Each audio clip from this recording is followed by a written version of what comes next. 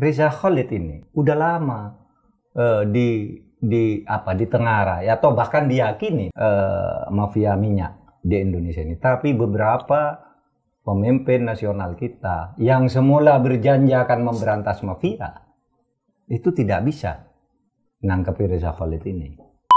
Jadi ada sedikit cerita yang mungkin saya tidak pernah sampaikan di publik. Tiba-tiba saya dipanggil oleh Presiden Pak Jokowi. Ya. Begitu duduk, beliau sambil menutup mulut begini. Terang-terangan aja, siapa di balik ini semua gitu. Kata Pak Jokowi. Ya. Wow. Saya kaget kan?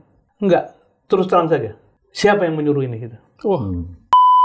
Tidak pernah sekalipun saya dipanggil Pak Wapres Yusuf Kalla untuk membicarakan bisnis beliau gitu.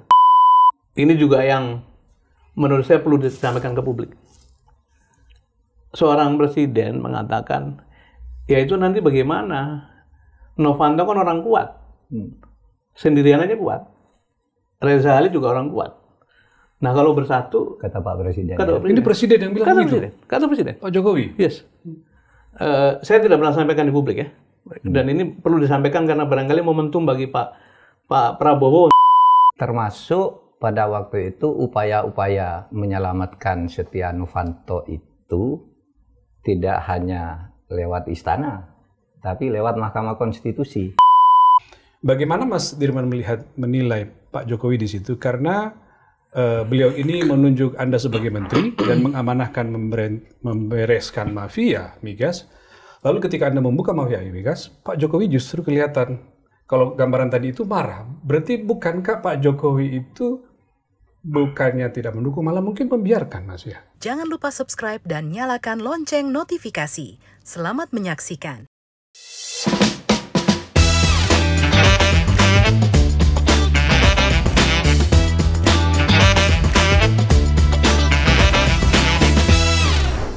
Halo, apa kabar Anda semua?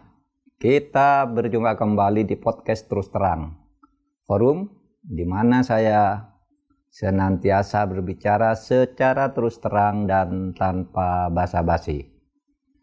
Pemirsa, ada yang berbeda dalam podcast kali ini, karena saya akan membahas isu khusus mafia migas dan upaya kejaksaan untuk membongkar kasus korupsi di Pertamina, di mana saat ini saya mengundang seorang narasumber tamu yang akan memperkaya perspektif diskusi kita.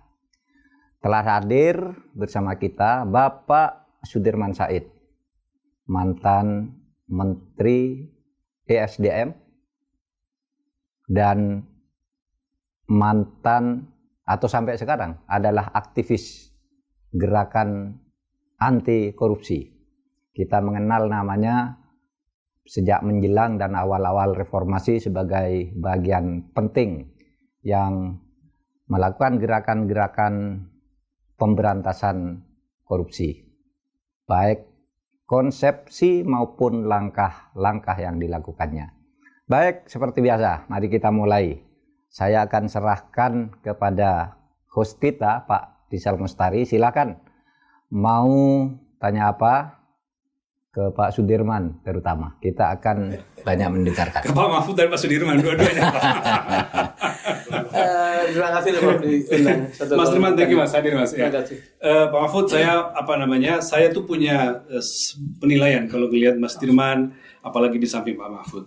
Saya melihat ada kesamaan antara Pak Mahfud dan Mas Dirman itu karena dua-duanya tokoh di dalam maupun di luar pemerintahan itu tetap mendobrak status quo. Mas Dirman seperti Pak Mahfud juga pernah di dalam pemerintahan, Pak. Pernah menteri seperti Pak sampaikan. Dulu era-era awal reformasi, Mas Dirman dengan sejumlah tokoh senior itu membentuk apa yang disebut dengan Masyarakat Transparansi Indonesia, Mahfud, MTI. Lalu saya Prof. Kusnadi ya waktu itu. Prof. Kusnadi, Cak Nur, Rektor UGM. Lalu bersama dengan Pak Kuntoro Mangkusubroto, rekonstruksi Aceh pasca tsunami, ya Mas ya? Betul, tahun 2005. Tahun 2005, Mas Dirman juga pernah menangani reformasi bisnis TNI dan terutama Pertamina ya Mas ya? Iya. Nah, lalu Pak Mahfud dia terakhir seperti Pak Mahfud bilang menjadi Menteri SDM 2014, lalu di sana membongkar papa minta saham segala macam, Petrol lalu dibubarkan, tapi akhirnya 2016 diberhentikan oleh Presiden Beliau Jokowi. yang dibubarkan. Beliau yang dibubarkan. Aduh, setelah membubarkan sekian banyak, Pak Jokowi bubarkan. Mas Dirman, terima kasih sekali lagi Mas bisa hadir. Saya terima kasih Prof. Mas Rizal diundang. Satu kehormatannya. Saya pengen mulai ke Pak Mahfud dulu Pak. Kita mulai diskusinya. Pak Mahfud itu tanggal 17 Juli kemarin secara terbuka di akun Twitter Bapak, di akun X Bapak, memuji, mengapresiasi kejaksaan yang berani menetapkan Muhammad Reza Khalid atau MRCT, Pak Reza Khalid, itu sebagai tersangka. Saya melihatnya, apa iya perlu kita apresiasi kejaksaan, karena dari dulu sebenarnya kan kita tunggu-tunggu kenapa Reza Khalid nggak dikejar-kejar oleh kejaksaan. Pak Mahfud bagaimana? Ya itu. Menurut saya kejaksaan apapun motifnya dulu, ya apakah kan ada orang yang bilang kejaksaan itu sedang ingin membangun citra. Nggak apa-apa menurut saya. Tugas pemerintah itu membangun citra agar diri dan institusinya itu baik dengan cara berbuat baik, gitu ya. Mungkin yang jelek pembangun citra tuh dibuat-buat seperti sandiwara gitu sehingga seperti terlihat baik. Tapi sebenarnya pencitraan itu menurut saya memang harus dijadikan keinginan dari setiap institusi dan pejabat. Saya ingin bercitra baik, tidak jelek di mata masyarakat. Oleh sebab itu saya harus berbuat baik secara sungguh-sungguh.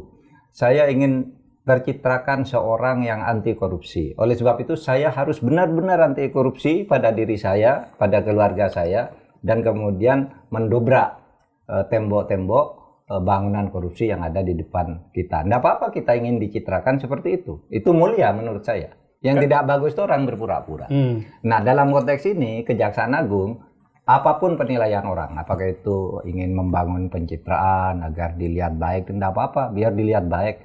Karena Anda tahu enggak, Reza Khalid ini udah lama di Tengara, ya, atau bahkan diyakini bukan sekedar Tengara. Inilah pemain mafia minyak di Indonesia ini. Tapi beberapa pemimpin nasional kita yang semula berjanji akan memberantas mafia itu tidak bisa nangkep Reza Khalid ini. Padahal katanya di situ kuncinya, gitu. Godfather-nya katanya. Godfather-nya, ya ada yang nyebut Raja Minyak. Raja Minyak. Sampai ada orang senang menyebut dirinya Raja Minyak di dalam sinetron Pak Ruhut ya. Ini ada Raja Minyak dari Medan. Kalau gitu. Saking terkenalnya istilah Raja Minyak waktu itu. Oh gitu. Sehingga Raja Minyak dari Medan katanya itu. Karena waktu itu memang ada istilah Raja Minyak itu yang disematkan ke Reza Khalid ini. Tapi orang tidak pernah bisa menangkap. Termasuk pada awal Pak Jokowi. Ya, nanti kita akan mendengar dari Pak Sudirman bagaimana Pak Jokowi sungguh-sungguh ingin memberantas mafia minyak ini, tetapi pada akhirnya para pejuang-pejuangnya yang runtuh, dan Pak Jokowi juga sekurang-kurangnya tidak bisa juga menangkap, ya kan? Tidak bisa menyelesaikan. Orang berspekulasi, wah itu karena dapat ini dapat itu, kita tidak tahu. Tetapi sekurang-kurangnya yang terlihat tidak berhasil. Nah sekarang Pak Prabowo, Kejaksaan Agung berani menetapkan Reza Khalid sebagai tersangka, dan kita yakin kalau tanpa izin dan sepengetahuan Presiden agak mustahil.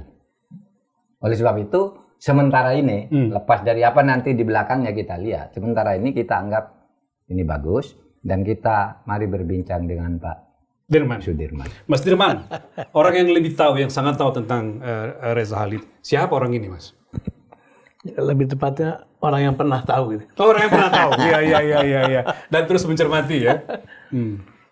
Jadi nama itu muncul sejak saya di Pertamina. Sepulang dari Aceh kan saya diminta bergabung oleh Pak Ari Sumarno almarhum. Di Pertamina. Di Pertamina. Kasus tsunami ya. Betul. Ari Sumarno waktu itu di Rut Pertamina Mas ya. Zaman Pak SBY ya berarti ya. Zaman Pak SBY. Jadi kira-kira tahun 2008 lah diminta Pak Ari Sumarno bergabung lewat konsultan McKinsey namanya Adam Schwartz. Adam Schwartz adalah penulis buku Nation and Meeting. Ya. Kami dekat selama di Aceh karena McKinsey mengirim banyak orang untuk volunteer di sana.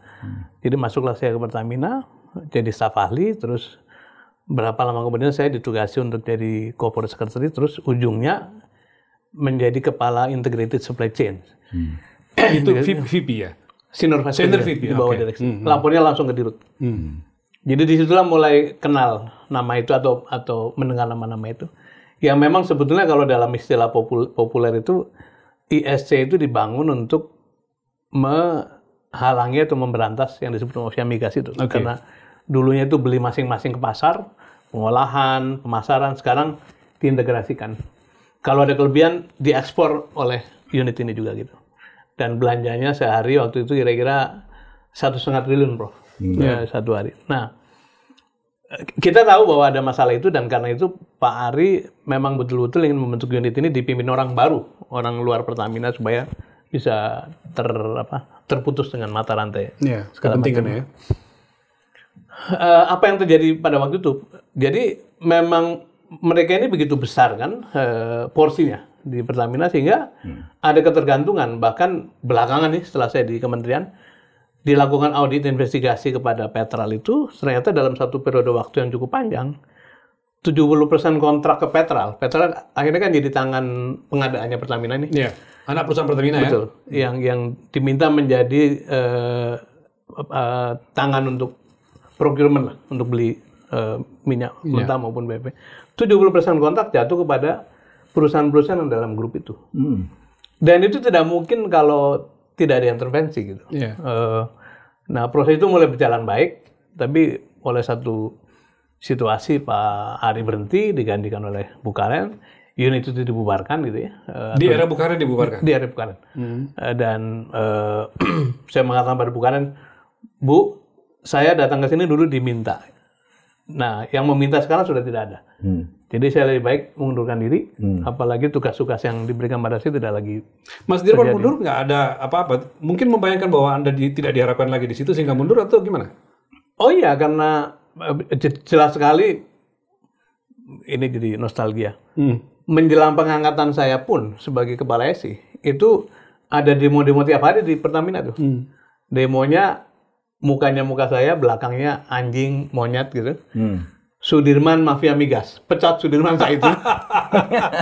Sebaliknya dipakai ya. Jadi bayangkan menjelang proses sudah ada, dan saya yakin itu connected dengan mafia kelompok-kelompok gitu. Termasuk orang-orang di dalam. Yang salah satu yang sekarang muncul sebagai tersangka adalah ini orang yang sering gangguin unit ini gitu. Jadi tangannya sudah cukup kuat, sangat kuat di dalam gitu. Itu di masa Pertamina. Kemudian ceritanya saya berhenti. Saya tidak pernah menyangka bahwa 5 tahun kemudian saya diminta menjadi Menteri SDM kan. Dan pembukaannya, Prof, pembukaan dari Pak Jokowi itu memang ini bagaimana mafia migas mengatasinya, listrik yang masih terbatas, kilang segala macam. Jadi mafia migas menjadi tema beliau untuk menunjuk Anda sebagai menteri, kira-kira gitu ya? Kira-kira begitu. Memulai kabinetnya. Memulai kabinetnya. Dan kalau kita masih ingat, kampanyenya pun mengatakan akan memberantas mafia migas. Betul. Kan? Jadi saya merasa bahwa ini Tuhan lagi menolong kita nih. Yang dulu saya selesaikan tapi belum selesai keburu diberhentikan pada posisi yang lebih rendah.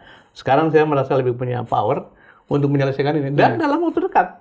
Tapi dalam waktu itu Bu Karen udah ganti ya? Bu Karen mengundurkan diri. Mengundurkan diri. Kemudian diganti pengganti sementara Pak Hussein.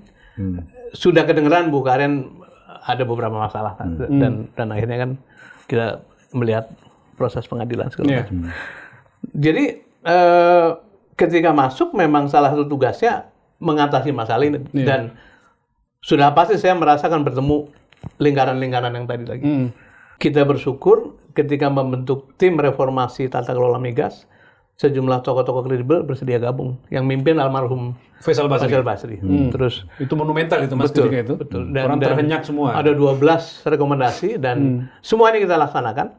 Dalam waktu 6 bulan mereka selesai bekerja kan. Terus termasuk salah satunya adalah melakukan audit investigasi pada Petral dan ujungnya pembubaran itu. Nah, apakah dengan itu kemudian selesai?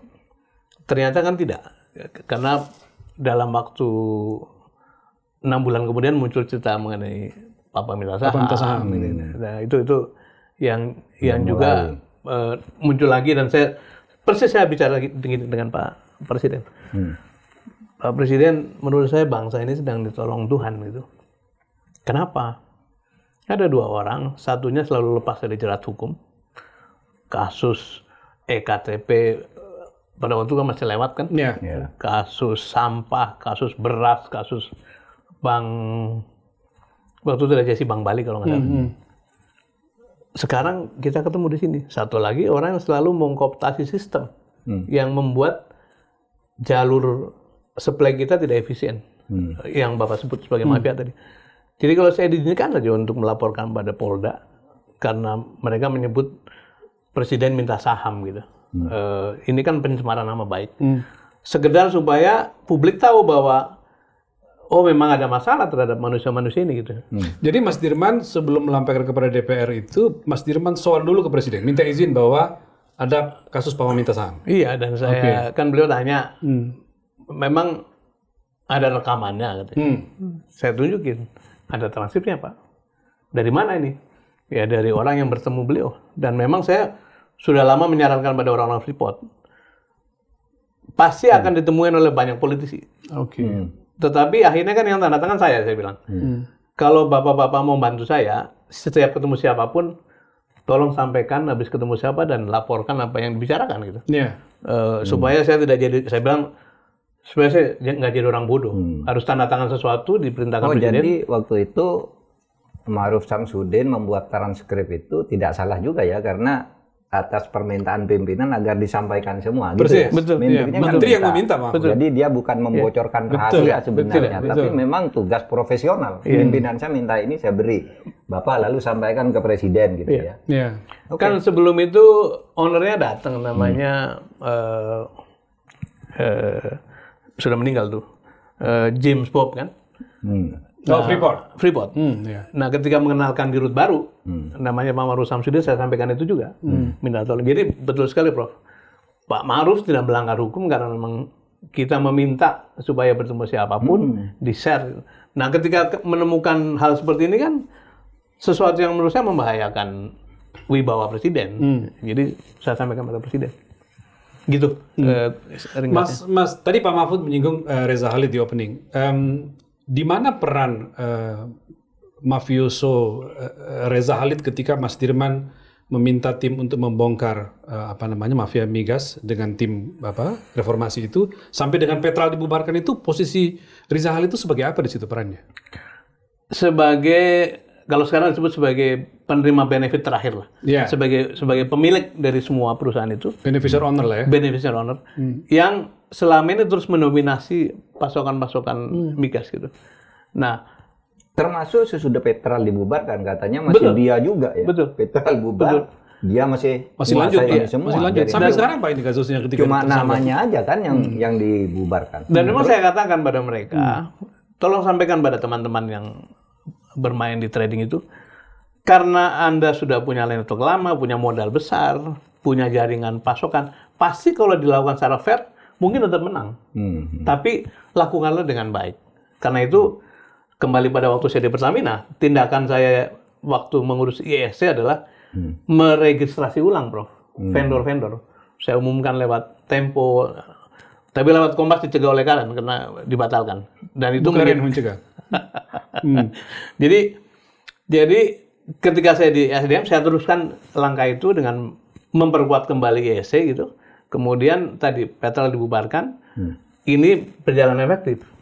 Apa manfaatnya? Kalau menurut Pak Dwi Sucipto tuh sehari penghematannya 250 miliar. Iya, sudah diberitakan itu Mas, 250 miliar. Dan itu disampaikan di publik kan, jadi bukan begitu berjalan sekian tahun sudah mencatat penghematan kira-kira 6,2 triliun gitu. Jadi angka-angka itu diucapkan di publik. Jadi sebetulnya nyata betul bahwa kalau dilakukan dengan fair, siapapun boleh bermain, memang kita mendapatkan term yang baik. Jadi Mahfud setelah Petral dibubarkan, menurut yang tadi Mas Dirman sampaikan, itu di berita ketika itu diumumkan bahwa Pertamina per hari itu bisa hemat 250 miliar sehari, Pak. Sehari. Iya. Jadi kalau misalnya bayangin kalau sebulan ya. Iya, sekarang kan setahun nih, Pak. Setahun itu berarti berapa? 360 hari kali 10 kali 250 miliar. 900 triliun, Pak. Jadi yang digambarkan oleh Pak Jaksa Agung tuh memper ya, agak deket ya. Iya, kalau kalkulasinya kurang lebih. Kalkulasinya betul kan. Nah, sekarang Pak, saya balik ke Pak Mahfud. Diyakini sekarang Pak Reza Khalid di Singapura, ya. Bahkan Kejaksaan Agung mengatakan bahwa kami sudah ngecek di Singapura. Bagaimana proses hukum bisa dilakukan? Bagaimana bisa membawa dia kembali? Mungkinkah dia membawa kembali dengan mekanisme apa? Yang kalau betul-betul kejaksaan serius untuk mengejar dia, apa masih mungkin Reza Khalid dibawa ke sini untuk disidik? Secara hukum internasional itu mungkin, meskipun di dalam hukum internasional itu setiap negara wajib melindungi warga negaranya, kan gitu.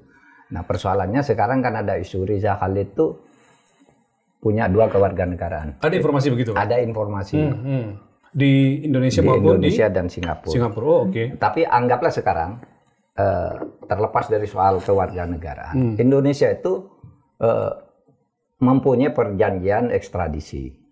Sudah ditandatangani tahun 2022 di Bintan. Oke. Jadi kalau dengan ada perjanjian ekstradisi itu berarti setiap negara yang mempunyai buronan itu bisa minta ke negara di mana orang itu lari itu supaya dikirim, diekstradisi, dipulangkan ke negaranya untuk diadili. Nah, dalam konteks ini maka kalau betul Reza Khalid itu ada di Singapura, itu tinggal aja Kejaksaan Agung meminta kepada Menkumham agar kirim surat, Menteri Hukum agar kirim surat ke Singapura. Saya minta ini orang sudah menjadi tersangka, bukti-buktinya ini. Nah, itu harus dilakukan. Memang ada pengecualian. Kalau penjahat atau orang yang melakukan tindakan kriminal itu ternyata menjadi warga negara di negara tiap lari, itu biasanya negara melindungi. Tapi dalam konteks dengan Singapura ada klausulnya. Ya, ada klausulnya. Pemerintah Singapura tidak akan menolak permintaan Indonesia untuk ekstradisi jika yang bersangkutan melakukan kejahatan besar. Oh, ada klausul itu? Ada. Satu, pencucian uang. Dua, korupsi. Perdagangan orang. Narkoba, ada berapa? Ada 5 atau 6 itu. Itu meskipun warga negara sana lalu melakukan kejahatan di negara lain dan negara lain itu minta ekstradisi berdasar perjanjian, itu bisa. Bisa, tinggal diplomasi kita. Tapi saya kira Kejaksaan Agung benar sekarang. Dia masih dalam tahap meminta yang bersangkutan menyerahkan diri dan yang bersangkutan DPO. Asumsinya dia berada di dalam negeri. Asumsi dulu. Asumsinya begitu. Karena tidak tahu ada di luar negeri kan. Asumsinya. Oleh sebab itu Kejaksaan Agung menyatakan permintaan cekal dulu. Jangan keluar. Kalau ternyata tidak ada, sudah di luar gitu, baru ekstradisinya. Kan gitu. Nah, saya kira hukum ada jalannya dan Kejaksaan Agung bisa melakukan itu. Dan menurut saya kali ini tidak boleh lolos. Kali ini sekali lagi sudah berapa presiden nih lolos terus orang begini. Betul. Iya, kali ini tidak boleh lolos. Mas Dirman, tadi Pak Mahfud mengatakan secara hukum memungkinkan. Tapi dari sisi logika para mafioso, orang-orang politik, tokoh-tokoh yang terlibat dan segala macam, seberapa Anda melihat kemungkinan bahwa ada probability untuk kembali? Karena kan akan sangat berisiko. Bagi banyak orang dan bagi pejabat mungkin ya, atau mantan pejabat. Gimana Mas ngeliatnya? Ini kan untuk kedua kali ya.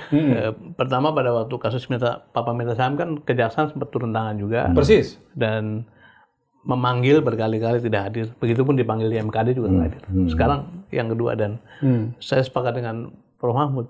Kalau kali ini lolos ya betapa lemahnya kita. Karena keadaan sekarang itu kan sebetulnya hampir sulit bersembunyi kan. Kamera di mana-mana, seluruh paspor kita pakai sistem elektronik dimonitor oleh imigrasi, bisa dilacak kemana dia pergi gitu. Nah, menurut saya akhirnya adalah ini kalimat yang saya sampaikan pada Pak Joko Widodo ketika saya dipanggil pertama kali. Pak Presiden dulu waktu saya di Pertamina juga beresin masalah ini, tapi berhentinya di sini. Di mana gitu? Ya di kantor presiden gitu. Kenapa begitu? Karena pasti tadi dengan logika kemampuan seorang yang disebut mafia bisa mendekat dengan siapapun gitu kan. Jadi itu siklus ini berulang dan saya meyakini bahwa ada proteksi, ada kelonggaran, ada kan Dia hadir di acara-acara resmi Kenegaraan. gitu. Yang dihadiri presiden. Dihadiri presiden gitu. Jadi ada sedikit cerita yang mungkin saya tidak pernah sampaikan di publik. Pada waktu proses Pak Pemerintah Sam itu lagi memuncak itu kan publik sebetulnya sangat senang, sangat memberikan dukungan apresiasi pada pemerintah gitu. Dan tapi di tengah proses itu tiba-tiba saya dipanggil oleh presiden. Pak Jokowi. Ya, saya ingat hari Jumat karena berhentinya pertemuan karena azan sholat Jumat. Tidak seperti biasanya kan beliau di ujung meja, terus kami ditempatkan di sudut sebelahnya kan. Kali itu di tengah meja besar itu, beliau di tengah, saya diminta di hadapan. Hadap-hadapan. Dan gesturnya memang sudah tidak bersahabat. Gitu. Tidak nyaman. Begitu duduk, beliau sambil menutup mulut begini. Ini terang-terangan aja siapa di balik ini semua gitu. Kata Pak Jokowi. Ya. Wow. Saya kaget kan. Saya kaget dan saya tidak segera merespon. Saya tarik nafas sebentar untuk menata kata-kata. Pak Presiden, tidak ada yang memerintahkan ini. Ini adalah murni tanggung jawab saya sebagai profesional yang ditugasi membersihkan sektor ini. Dan seluruh langkah-langkah ke MKD, ke KPK itu sudah konsultasi dengan Pak Presiden dan Wakil Presiden.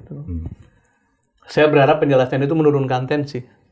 Tapi ternyata pertanyaannya diulang dengan lebih keras. Enggak, terus terang saja. Siapa yang menyuruh ini? Gitu. Jadi di kepala beliau barangkali ada seolah-olah saya didorong oleh kekuatan siapa. Nah, saya menjawab dengan bahasa Jawa sengaja supaya menarik emosi lah. Emosi dan perhatian beliau. Mboten wonten Pak Presiden. Ini betul-betul tindakan saya sebagai penanggung jawab sektor yang memang harus menata sektor ini gitu. Kalau ada spekulasi bahwa saya diperintahin itu, izinkan saya menjelaskan. Saya bertemu dengan Pak JK konsultasi, saya sering disebut orangnya Aris Sumarno, saya sering disebut orangnya Safri Samsudin, saya sering disebut sebagai, itu semua adalah para mentor yang memang saya berkonsultasi. Saya sebut orangnya Kuntoro, saya sebut orang-orang senior. Tapi terhadap pekerjaan saya tidak ada satupun yang mengintervensi. Bahkan kalau Bapak curiga mengenai Pak Wapres, tidak pernah sekalipun saya dipanggil Pak Wapres Yusuf Kala untuk membicarakan bisnis beliau gitu. Nah, penjelasan itu membuat agak menurun. Tapi saya mau cerita ini, rupanya proses itu membuat beliau marah sekali gitu. Entah dari siapa. Akhirnya saya menyebut Pak Presiden, tapi saya mohon maaf, saya tidak happy dengan pernyataan Pak Luhut. Kenapa gitu? Di Jakarta Post ditulis, I know the plot behind Minister of Energy gitu. Itu saya ingat sepulang dari wawancara. Waktu itu Pak Luhut ada di ruang itu enggak? Nggak ada. Nggak ada. Dan yang menarik jawabannya Pak Presiden nih. Oh iya, Pak Luhut mesti bicara begitu karena kan temannya Novanto gitu. Jawaban Pak Jokowi. Iya. Saya sampai kehilangan kata-kata. Kata-kata, speechless ya. Kok sampai begini gitu. Jadi iya, beliau katakan itu. Iya, Pak Luhut mesti mengatakan. Karena memang Pak Luhut itu kan sangat harsh ya dalam menghadapi ini, dan beliau sangat keras lah.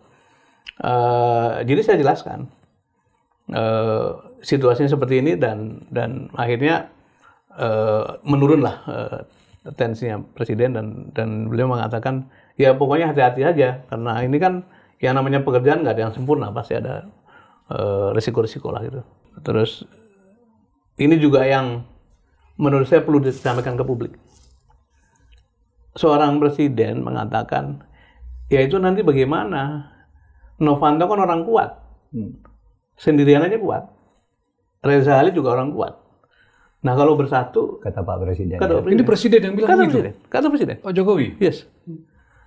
Saya tidak pernah sampaikan di publik ya. Dan ini perlu disampaikan karena barangkali momentum bagi Pak Prabowo untuk betul-betul berprestasi. Karena ini forum terus terang. Iya, memang tidak perlu. Tidak ada yang kita sembunyikan, Mas Dirman. Ya. Dilanjut, Mas. Jadi saya merasa kalau seorang kepala negara itu kan pimpinan tertinggi, punya tentara, punya polisi, punya intelijen, punya kejaksaan, terus menyikapi dua orang sumber masalah dari Republik dengan cara seperti itu, ya bagaimana lagi gitu ya. Tapi saya minta kesimpulan, apakah akan diteruskan, mohon arahan atau bagaimana? Ya teruskan saja kan, sudah terlanjur di MKD kan. Terus azan datang, pertemuan selesai. Dan diteruskan itu. Tapi saya mulai melihat signal bahwa tidak seperti pertemuan pertama, Presiden mulai berubah pikiran terhadap Sudah mulai. Iya. Termasuk saya potong Iya, ya, iya. mumpung saya punya ingatan. Termasuk pada waktu itu upaya-upaya menyelamatkan Setia Novanto itu tidak hanya lewat istana, tapi lewat Mahkamah Konstitusi. Oh ya? Anda ingat kan? Novanto itu kan sudah tersangka. Sudah yakin sekali Jaksa Agung, Pak Prasetyo waktu itu. Udah masuk ini. Tapi tiba-tiba bukti-bukti itu diuji lewat MK. Bahwa rekaman yang tanpa izin ingat saya, itu, Pak. Ingat itu saya. tidak bisa menjadi bukti. Alat Bagaimana tindak pidana kok minta izin? Ya, kan? Nggak bisa kan? Kasus Papa minta saham ya? Iya kan? Rekamannya, Terus oleh ya. Mahkamah Konstitusi ini dikabulkan. Kan orang jadi Setia Novanto jadi bebas demi hukum. MK sudah Jaksa Agung sudah melepaskan lagi ketersangkaan Setia Novanto saat itu. Sehingga itu yang dijadikan alasan untuk tidak meneruskan ya. Kasus ini. Sehingga Jadi berhenti dia ya. tidak hanya lewat presiden bahwa dia orang kuat, tapi juga saya curiga sekarang bahwa itu masuk ke MK. Karena waktu itu saya protes juga lewat media. Gimana sih MK? Kok bukti pidana harus minta izin? Kan di jalan-jalan banyak CCTV juga tanpa izin kalau gitu kan. Saya kan bilang begitu di media waktu itu. persis. Tapi oke, putusan MK itu mengikat. Selalu saya katakan putusan MK mengikat, ya sudah. Ini demi konstitusionalisme kita, MK sudah memutus. Tapi waktu itu saya sudah mulai curiga. Ini pasti main ke MK. Kalau saya masih di MK, nggak mungkin kayak gini dia kabulkan. Periode MK ketuanya siapa Pak itu? Waktu itu Arif Karena Hidayat. 2015 kan ya Mas Dirman itu? Arif Papa minta Hidayat, saham ya, 2015. Arif Hidayat. Arif Hidayat. Kalau diteruskan sedikit Iya. ya, bagaimana pertalian tindakan semacam ini tuh yang disebut mafioso itu dengan proteksi seorang pemimpin negara. Yang menarik kan dia mundur dari ketua DPR, tapi kemudian difasilitasi Untuk masuk lagi. menjadi ketua Golkar. Setelah mundur dari DPR. Habis itu kembali memimpin Kembali DPR. lagi memimpin Dan DPR. itu tidak mungkin tanpa intervensi kekuasaan paling atas. Jadi ini yang saya maksud, mungkin nanti sebelum kembali kepada soal mafia, Ya. bahwa salah satu peninggalan Presiden Jokowi adalah kerusakan tata kelola, tata etika, tata negara yang menimbulkan segala macam kejahatan terpelihara begitu rupa gitu. Karena signal yang diberikan oleh pimpinan tertinggi ternyata dia melindungi orang-orang bermasalah gitu. Nah ini menurut saya sejarah mesti mencatat dan tidak boleh hal ini dibiarkan. Gitu. Dan Mas Dirman menjadi saksi atas itu semua ya, karena Anda berada di dalam. Saksi pelaku mengalami terlibat. Satu lagi barangkali dalam ini masih erat kaitannya dengan soal mafia. Menjelang selesainya audit itu, kan orang ramai sudah menunggu kan. Saya dipanggil di dalam ruangan, sudah ada dua menteri yang lain. Di situ kelihatannya sudah ada satu signal bahwa itu audit tidak perlu diteruskan. Maka saya ditanya di situ. Itu bagaimana soal audit Petral gitu. Sudah hampir selesai Pak Presiden. Terus dua menteri yang lain diminta bicara, kasih pendapat. Jangan terlalu keras sama mafia, nanti memukul balik kita gitu. Terus dua menteri ya kurang lebih ngasih pesan begitu. Saya ditanya lagi oleh Pak Presiden, gimana Pak Menteri soal ini? Pak Presiden akhirnya kan terpulang pada Bapak. Tapi pertama Bapak sudah menyampaikan itu di kampanye, Bapak akan membereskan mafia. Persis. Yang kedua publik sekarang sudah menunggu bahwa kita tahu melakukan audit atas Petral. Jadi sebetulnya sikap-sikap untuk ngerem gitu ya, memberikan signal bahwa ragu-ragu terhadap pembersihan ini sudah terbaca cukup lama dan ya puncaknya ketika muncul Papa minta saham ternyata sikapnya seperti itu. Mas Dirman, saya lanjutkan. Akhirnya kan Setia Novanto itu masuk, tapi bukan Papa minta saham, itu kasus IKTP, kasus lain, nggak bisa ngelak. Oh iya, maksudnya karena kasus IKTP. Yang minta saham kita kecewa semua karena waktu itu sudah tersangka, rakyat gembira, ini akan mulai terbuka nih. Persis. Mafia ini siapa? Tiba-tiba Setia Novanto dibebaskan oleh Mahkamah Konstitusi, dilepaskan dari segala hukum karena rekamannya katanya tidak Tidak boleh kalau tanpa izin orang yang berbicara. Sehingga apa yang disampaikan oleh Mas Dirman itu dianggap ilegal, Pak. Ya, malah ini yang karena bukan aparat hukum yang merekam gitu. Pak Ma'ruf Samsudin yang merekam. Kalau di gitu saya bilang buang aja CCTV di jalan-jalan itu kan orang kejahatan yang sekarang sedang terjadi kan yang diduga kejahatan kan yang siapa diplomat itu kan sekarang CCTV-nya dibongkar dari detik ke detik, ini detik ini semua kira, bisa dibuka, semua bisa dibuka. Nggak usah pakai izin kalau itu kalau kriminal itu. Kalau versi teman-teman KPK itu sebagian bercerita bahwa akibat kasus Papa minta saham itu confident level di KPK naik gitu. Jadi ketika mengejar soal KTP itu mereka betul-betul ya ini mesti diselesaikan. Dan saya kira Tuhan berpihak pada kita sehingga yang menyelesaikan tiang listrik. Dan itu yang benjol kayak bakso itu loh. Tiang listrik yang menyelesaikannya. Itu zamannya itu juga episode yang tidak bisa dilupakan. Undang-undang KPK yang lama, Pak Agus Raharjo. Mas, saya mau lanjut lagi tentang sikap Pak Presiden Jokowi tadi yang Mas Dirman cerita dan mengagetkan kita sebenarnya itu. Bagaimana Mas Dirman menilai Pak Jokowi di situ? Karena beliau ini menunjuk Anda sebagai menteri dan mengamanahkan membereskan mafia migas. Lalu ketika Anda membuka mafia migas, Pak Jokowi justru kelihatan, kalau gambaran tadi itu marah. Berarti bukankah Pak Jokowi itu bukannya tidak mendukung, malah mungkin membiarkan Mas ya praktik mafia migas? Nanti kita tanya Prof. Mahfud ya, coba, lebih lama. Tapi saya minta Mas versi saya dulu dulu. Saya masih ingat sidang kabinet pertama. Setelah membuka itu 28 Oktober 2014. Setelah membuka dengan salam, selamat pagi dan sebagainya, terus kalimat arahan pertama dari Presiden adalah saudara-saudara yang hari ini masih menjadi pengurus partai silakan mengundurkan diri gitu. Itu pengurus partai. Dan kami di sisi kiri ada seorang menteri yang kebetulan kenal lama, sisi kanan kami saling nendang kaki. Boleh juga nih kawan gitu ya. Jadi bikin tahu menteri sebelah kiri karena itu siapa? Bisa disebut. Sebelah kanan saya kan Bu Susi. Sudah jadi sejarah nggak apa-apa. Oh, Bu Susi sebelah sini. Sebelah kirinya Jonan gitu. Oh iya tiga-tiganya. Dia apresiasi. Karena ini kalau gitu kabinetnya mau kerja betul gitu. Itu berarti rapat kabinet pertama di Presiden Jokowi. Betul. Periode pertama. Betul. Jadi memang suasana waktu itu kan suasana reform kan. Kita masih ingat seluruh menteri katanya dicek dulu ke KPK. Bahkan masuknya saya sebagai menteri karena yang dicalonkan itu di stabilo semua oleh KPK dan akhirnya muncul nama saya paling belakang gitu. Jadi menurut saya memang ada pergeseran sikap, perubahan sikap. Ketika awal sebagai figur yang sangat populis, disebut bukan datang dari kalangan elit, terus tidak punya beban terhadap masa lalu, dan beliau ini kan bukan elit Jakarta kan, jadi pertemanan yang sifatnya bisnis segala macam itu nggak ada. Jadi kita yakin bahwa akan ada. Terus satu lagi nih contoh, saya tulis dalam satu artikel itu hebatnya beliau itu. Misalnya jalan dari Lampung dituliskan ke Palembang terus ke Aceh gitu. Menteri yang ada keperluannya di Lampung sampai Lampung suruh pulang, lu kerja. Nggak usah lagi lanjut. Nggak usah ikut. Itu kan satu apa ya? Luar biasa ya? Luar biasa gitu. Nanti yang hanya keperluannya di Aceh terbang langsung aja sendiri, nggak usah ikut rombongan. Ketemu di Aceh. Ketemu di Aceh gitu. Betapa efisien. Saya tulis tuh. Luar biasa. Jadi semua tanda-tanda bahwa kita ini akan punya pemerintahan yang baik lah. Itu di awal muncul. Tapi kelihatannya, ya nanti kita tanya pada the wise man gitu. Nanti Pak menjawab.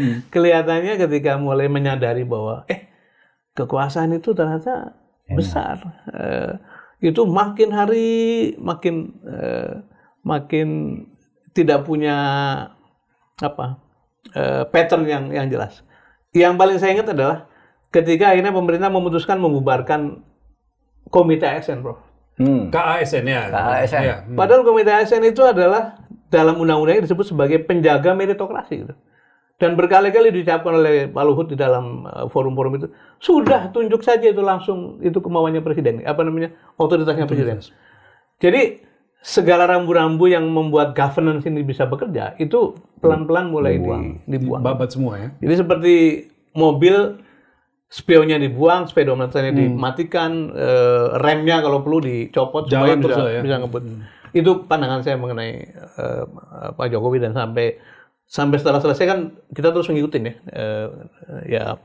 Makanya kita sayang bahwa ada masa keemasan yang harusnya kita nikmati, tapi karena instrumen bernegara tadi dirusak, ya jadinya seperti ini. Nah, minta pandangan Prof. Tuh, boleh. Pak Mahfud gimana Pak? Bagaimana Melanjutkan pandangan tadi beliau pertanyaan saya. di periode 2 Iya, kan? gimana?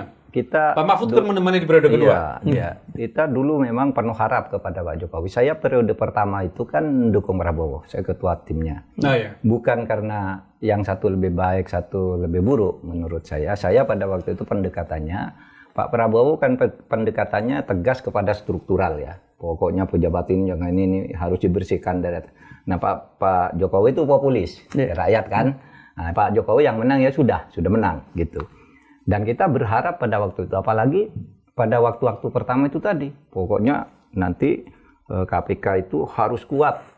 Saya tambah anggarannya berlipat-lipat ya. 10 kali lipat anggarannya, penyidiknya akan diangkat 1.000 orang, gitu. Akan diperkuat lah. 1.000 orang yang waktu itu. Iya, gitu kata 1.000 itu ingat kita. Betul. Hari-hari pertama jadi presiden dia kan tidak pakai mobil kepresidenan, mau pakai Alfa apa Kijang apa gitu ya. Enggak mau dia, tapi akhirnya Pak ini terbang dengan pesawat pakai ekonomi, tidak di bisnis ya awal-awal. Terbang pesawat Singapura anaknya wisuda pakai ekonomi. Pakai apa namanya kelas umum, bukan pesawat kepresidenan. Kita berharap wah ini bagus nih presiden. Kira-kira kayak Ahmadinejad di Iran. Sangat sederhana juga pembawanya. Ini ada harapan. Tapi begini, lama-lama lalu bergeser ya, seperti tadi. Pertama katakan ketua parpol harus mundur, kabinet tidak masuk parpol. Lalu rapat pertama dikatakan, berikutnya ternyata malah orang-orang parpol semua yang masuk. Apa yang terjadi?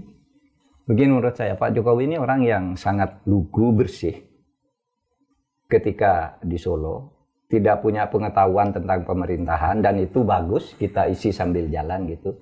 Tapi ternyata yang ngisi itu, lingkungan-lingkungan kerjanya itu, kayaknya orang-orang yang tidak punya itikat baik terhadap negara ini. Sehingga Pak Jokowi dibisiki, Pak, Bapak ini panglima tertinggi TNI. Apapun Bapak katakan, TNI pasti ikut. Ada lagi masukan Bapak itu atasan Kapolri. Kalau Polri macam-macam, Bapak pegang aja kepalanya, Bapak yang nentukan. Nah disitulah kemudian Pak Jokowi niatnya baik, saya berkuasa. Tapi lama-lama ini bergeser, yang masuk ke lingkaran-lingkaran itu mafia yang membisiki, sehingga semua KASN tadi dirusak, TNI lalu seperti itu.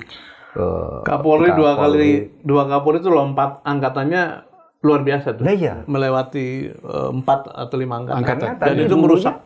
Dulunya orang ini enggak ngerti bahaya kekuasaan, orangnya jujur gitu. Ya pastilah pada waktu itu ya. Ini rakyat ingin yang pimpin yang tumbuh dari rakyat, inilah orangnya. Pak Jokowi inilah orangnya. Sehingga tadi orang mau jadi masuk kabinet harus lewat KPK, dikasih stabilo biru, merah, kuning gitu. Periode pertama iya, yang kedua sudah nggak ada lagi ya. Nah yang kedua itu sudah mulai kuat, tapi isu-isu korupsinya masih enggak muncul. Kayaknya cuma sudah mulai ini gitu ya. Karena saya punya pengalaman juga, mulai awal-awal periode kedua itu kalau diskusi bagus dengan saya. Masalah-masalah penegakan hukum yang taruhlah, anggaplah agak fenomenal. Kok bisa ini terjadi? Itu didiskusikan dengan Pak Jokowi. Misalnya kasus apa? Kasus pencucian uang di Kementerian Keuangan. Ya. Pajak. Iya. 349 triliun. 349 triliun. Itu orang nggak percaya semua. Saya datang ke Pak Jokowi, Pak, ini loh Pak, yang dimaksud pencucian begini, ini agregat, ini begini, dan ini buktinya dari waktu ke waktu ada. Oh, teruskan aja Pak Mahfud. Makanya saya terus ke DPR. Karena itu aturan kata. Kasus Sambo Pak Mahfud mendobrak. Kasus Sambo ya dobrak juga. Pak Jokowi juga atas izin Pak Jokowi. Pelanggaran HAM berat yang kemudian mencari jalan tengah sebelum ada jalan sesuai dengan undang-undang. Yang sekarang kita perhatikan korbannya dulu, enggak usah pelakunya, korbannya dulu kita tolong. Itu diskusi dengan dia masuk. Dan semua gitu. Didukung Pak Jokowi. Nah, tapi kemudian di samping itu ada yang ada di luaran. Kelompok lain ya. Ada kelompok lain, termasuk misalnya ketika mulai muncul isu periode perpanjangan presiden, perpanjangan presiden. Itu kan munculnya baru di bulan April tahun 2022. 2022 April. Ini kalau Menko Polhukamnya bukan beliau, mungkin lain cerita. lewat semua. Lain cerita. Iya, Pak. Lewat semua itu ya. Lewat semua itu ya. Tiba-tiba ada apel kepala desa se-Indonesia mau memperpanjang jabatan Pak Jokowi. Gitu kan? Di situ ada Pak Tito hadir, ada Pak Luhut. Kemudian disambung dengan pernyataan-pernyataan para menteri bahwa ini penting. Pak Mahfud nggak diundang waktu itu? Enggak. Oh, oke, udah tahu kalau kelompok yang ini hadir agak repot. Itu, terus. itu kan terbawa kan masyarakat bahwa ini akan ada perpanjangan 3 periode. Tapi ada juga yang masyarakat menolak, itu enggak boleh, termasuk Bu Mega sangat keras, enggak boleh. Pak SBY juga enggak setuju meskipun tidak sekeras Bu Mega. Nah, akhirnya saya pilih jalan samping, Pak. Jalan samping. Ini ada menteri 6 atau 7 yang sudah kampanye 3 periode. Saya datang ke Pak Jokowi. Bapak, benar Bapak, ini ada isu di luar Bapak mau 3 periode. Kalau benar itu kebijakan Bapak, nanti ya bagaimana nih cara ngaturnya? Dia spontan, Pak Jokowi bilang begini. Oh, enggak Pak Mahfud, katanya. Saya kan sudah bilang. Ada menteri namanya. Empat mata. Dulu, habis itu dipanggil. Okay. 4 mata, saya minta ketemu di Istana Bogor dipanggil. Saya kan sudah bilang, siapa yang bilang saya memperpanjang jabatan itu menampar muka saya, mencari muka ke saya atau apa lagi. Itu sudah jelas, loh, Pak. Kalau sudah jelas, nanti Bapak jelaskan sendiri gitu. Saya terbuka. Nah, begitu keluar dari istana, saya jumpa pers. Itu bohong tuh semua, saya bilang. Orang yang mengatakan Pak Jokowi, saya baru ketemu sendiri, Pak Jokowi enggak mau, saya bilang. Kelompok penyanyi itu jadi ciut itu. Iya, meskipun orang tahu Pak Jokowi itu kalau dengan saya beda cara treatment dengan orang ini beda. Itu lain lagi. Tapi saya pura-pura enggak. Itu bohong, Pak Jokowi itu baru merintahkan saya. Manggil Kabin, manggil Menteri Keuangan, Menko Polhukam, manggil Pak Tito agar segera disiapkan pemilu 2024 dengan sebaik-baiknya. Kan itu yang selalu saya katakan. Saya tahu ada jadi yang berbeda, lain. Pak. Di media itu kelompok ini mengatakan, mengatakan tidak. Gitu. Menteri itu berkampanye lain, 6 menteri kan itu. Ya saya kan, enggak ini Pak Jokowi, saya bilang. Nah, akhirnya mundur. Kalau gitu diperpanjang 2 tahun kan gitu kan. Wah, alasan habis COVID. Permintaan kita lain lawan lagi, jedet gitu. Sehingga artinya apa? Di Pak Jokowi itu ada kamar-kamar. Kamar-kamar lobby. Dan masing-masing treatmentnya beda-beda ya. Nah, menteri ini begini caranya, menteri ini begini caranya. Karena dengar saya lancar-lancar aja tuh, Pak. Setiap saya usul itu bagus gitu. Terus kan Pak Mahfud gitu. Bahkan termasuk undang-undang perampasan aset. Kan ngomongkan sendiri beliau. Saya yang dampingi kan. Pokoknya saya minta DPR segera undangkan undang-undang perampasan aset. Dan bahkan disebut 2. Itu pembatasan belanja uang kartal kan. Artinya terhadap diskusi-diskusi dengan menteri itu, karena saya sering ketemu, sering dipanggil secara berdua atau bertiga dengan Pak Pratikno gitu. Ya ini kita terpaksa membahas Pak Jokowi, Pak Mahfud, kembali lagi karena soal mafia migas tadi yang tadi berawal dari itu amanah dari Pak Jokowi. Mas Dirman, saya lanjutkan lagi sedikit ke Reza Halid. Orang ketika Reza Halid disebut namanya mau dipanggil di MKD nggak bisa, di kejaksaan juga tertutup gitu ya. Bayangan publik itu orang ini bermasalah tapi kuat sekali sehingga tidak tersentuh hukum. Tapi lalu kemudian dia muncul di beberapa acara partai dia ada, acara kepresiden dia ada. Itu artinya memberikan gambaran bahwa dia nggak berhenti sebagai tokoh di balik layar atau tokoh utama memainkan. Nah, Mas Dirman melihat Pak Riza Halid berani seperti itu karena mungkin merasa bahwa kepala negara tidak mempersoalkan, bahkan mungkin dia menjadikan itu sebagai backupnya, di-backingi oleh pemimpin, oleh kepala negara, oleh orang tertinggi di negara ini. Dulu kan tugas saya pertama setelah lulus sekolah kan jadi auditor di BPKP. Kalau auditor itu mengenal istilah namanya control environment, lingkungan pengendalian. Lingkungan pengendalian itu isinya adalah sikap pemimpin, value-nya pemimpin, tindakan-tindakannya dalam mengangkat orang, siapa yang diangkat, siapa yang diberhentikan, orang seperti apa yang ada di sekitar dia, sampai pada SOP dan bisnis proses itu. Yang saya lihat dari suasana sekarang adalah lingkungan pengendalian makronya itu sedang terus melorot. Gitu. Sehingga tadi, kan sebetulnya pada waktu memutuskan, ini bukan nostalgia dipecat enggak, tapi kalau 2 orang sedang bertempur oleh satu urusan, begitu ya. Kemudian yang lagi memperjuangkan kebenaran dikeluarkan, tapi yang sumber masalahnya dibiarkan ada di sekitar itu kan pesan pada publik. Iya. Sebetulnya value seperti apa yang sedang berlangsung gitu. Nah, itu yang membuat para pelaku kejahatan korporasi, para pelaku yang ganggu Pertamina, BUMN itu menjadi lebih confident karena ternyata bisa hidup bersama mereka, dan situasinya memungkinkan untuk betul. subur. Justru orang-orang yang ternyata orang-orang yang lagi meluruskan itu dikeluarkan dari circle karena itu artinya memang tidak suka penertiban ini gitu. Jadi saya tidak tahu apakah Undang-Undang KPK itu direvisi zaman Pak Mahfud atau sebelumnya? Sebelumnya. Ya. Itu juga satu ekspresi kan, mau apa gitu. Dan ternyata sukses tuh melalui proses yang sangat cepat, direvisi, dilemahkan segala macam. Jadi semua tindakan-tindakan yang akhirnya tidak ada pemihakan pada penguatan tata kelola. Yang ada adalah sebaliknya gitu.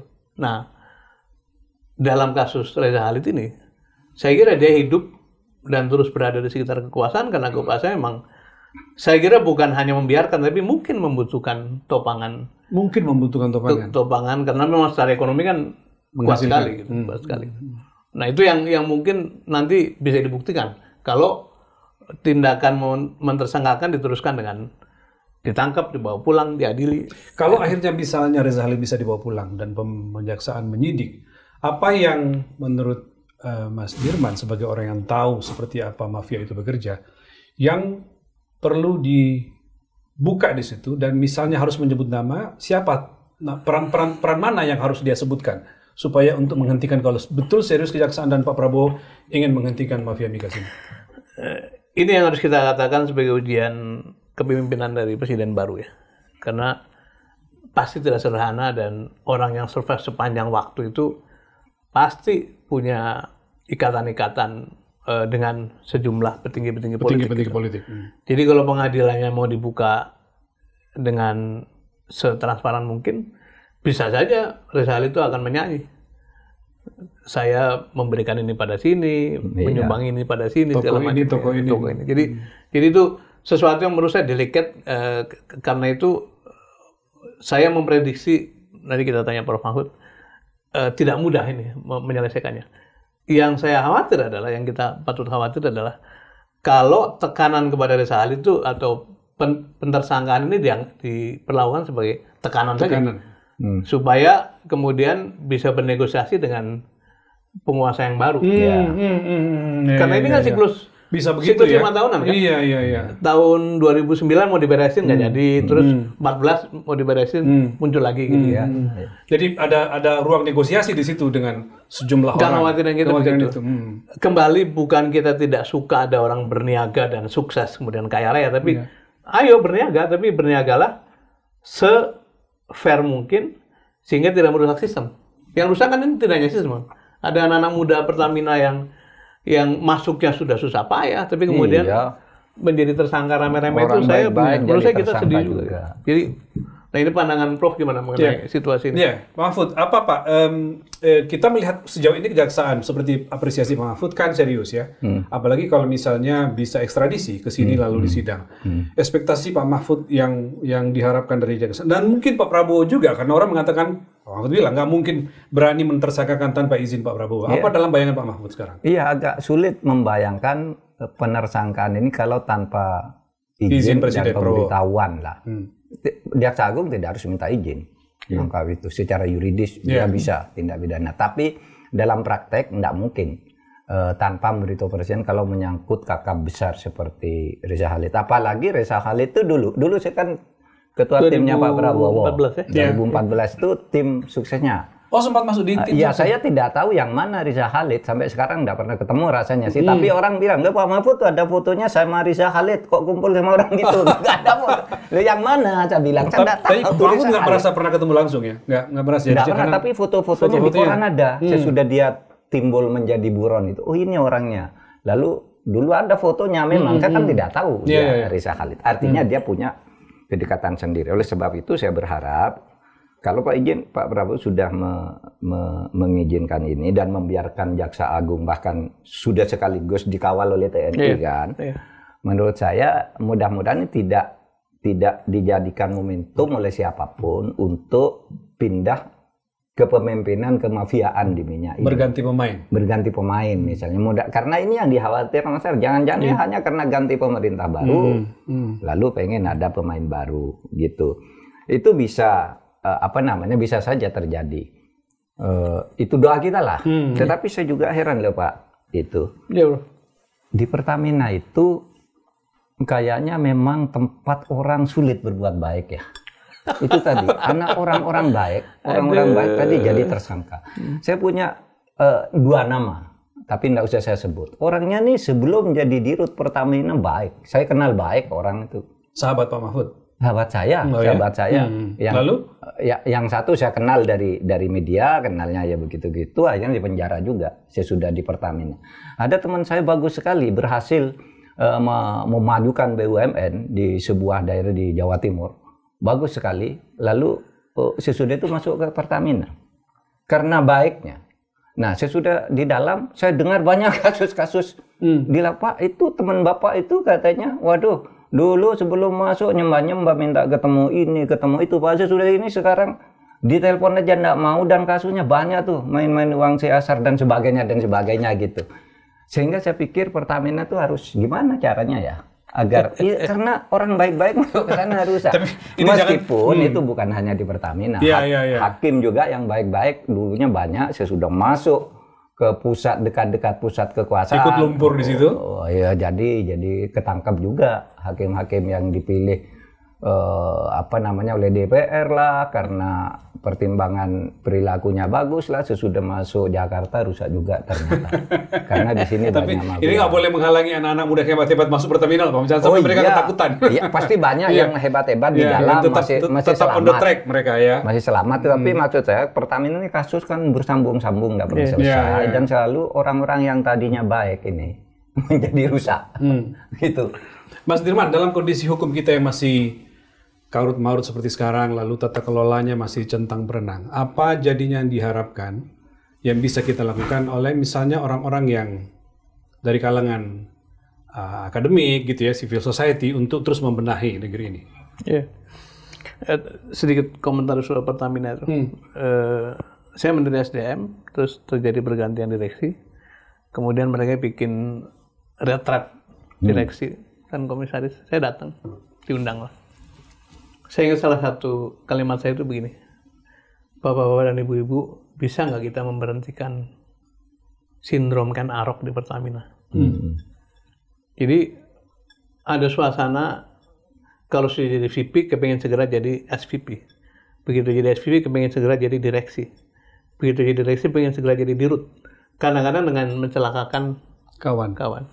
Tapi yang lebih penting adalah saya bilang, Pertamina ini sering menjadi killing field bagi orang-orang baik, persis seperti Pak Mahfud tadi, benar-benar. Jadi orang yang tadinya bagus, jujur, begitu masuk, melihat sebesar itu volumenya, jadi seperti mabok, seperti kehilangan keseimbangan. Sebagai contoh, saya pernah dirut Pindad kan, Mas? Itu investasinya Pindad setahun 150 miliar. Itu sudah top banget lah. Tapi mari kita lihat Pertamina, CSR-nya saja. Pada waktu saya di sana itu setahun kalau 2% dari keuntungan itu sama dengan 600 miliar gitu. Astaga. Jadi CSR. Jadi bagaimana dengan yang tadi pengadaan 1,5 triliun sehari? Jadi volume transaksi itu melimpah ya. Terlalu menggoda. Jadi memang begitu sampai ke ketinggian. Tapi terutama sebetulnya karena itu intervensi dari kepentingan luar yang lebih tinggi.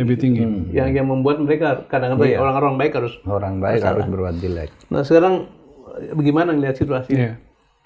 Mungkin agak jauh, tapi saya ingat cerita Kaisar Jepang ketika selesai di bom sekutu kan. Yang dicek adalah coba dicek jumlah guru berapa. Itu artinya pendidikan, Mas. Jadi menurut saya yang sekarang perlu kita lakukan adalah orang-orang seperti Prof ini harus terus membina yang muda-muda. Ibaratnya itu kalau ini adalah suatu kebakaran, kita tidak mungkin terus-menerus mengejar apinya, tapi bisa membuat cincin untuk mencegah lebih meluas lagi. Nah, yang saya lakukan sekarang ini lewat IHN, Prof juga pernah mengisi di forum itu. Institut Harkat Negeri. Harkat Negeri itu mengajak teman-teman muda berproses, memikirkan kepemimpinan, memikirkan aspek-aspek kenegaraan. Ada beberapa program training termasuk Trisector Leadership Program, kemudian ada kelas kepemimpinan. Itu kalau kita terus melakukan katakanlah edukasi ya kepada kawan-kawan muda, mungkin salah satu yang bisa kita kerjakan. Dan memang hasilnya tidak akan sekarang, tapi selalu persiapan-persiapan bagi masa depan itu menurut saya penting untuk dilakukan. Dan pendidik seperti Prof. Mahmud saya kira akan punya pengaruh lebih besar kalau kita bisa menjangkau anak-anak muda itu. Pak Mahfud? Ya sama. Tapi pendidikan itu kan perlu waktu. Ya, investasi lama. Itu lama. Jadi memang pendidikan harus ditata, lalu kita juga harus banyak melakukan diseminasi tentang konsep-konsep pemberantasan korupsi dan penegakan hukum. Tapi pada waktu yang sama juga proses penegakan hukum itu harus dilakukan, tidak harus menunggu orang-orang yang simultan ya Pak ya, jalan bareng ya. Iya, jalan bareng. Taruhlah ini yang sekarang ada itu semuanya kan produk pendidikan supaya menyadari aja sekarang. Nah, yang masih digodok di Kawah Chandra di muka pendidikan tuh kita bekali gini. Sampai lihat jangan seperti itu, gitu, jangan jadi seperti itu gitu ya. Kayak orang Jepang itu kan tidak langsung sembuh kan. Waktu itu kan masih perlu bantuan luar negeri juga sampai akhirnya dalam waktu tidak terlalu lama karena komitmennya pada kejujuran pendidikan yang benar itu Jepang menjadi negara yang sangat maju. Cukup saya kira Pak Mahfud. Mas Sudirman, thank you Mas. Terima kasih banyak. Terima kasih Prof. Oke. Pak Sudirman dan para pemirsa, terima kasih. Sekian dulu untuk minggu ini. Kita akan jumpa lagi nanti dalam kasus berikutnya atau dalam podcast Terus Terang pekan depan. Jangan pernah lelah untuk mencintai Indonesia. Jika ada ketidakadilan, mari kita perbaiki. Selesai.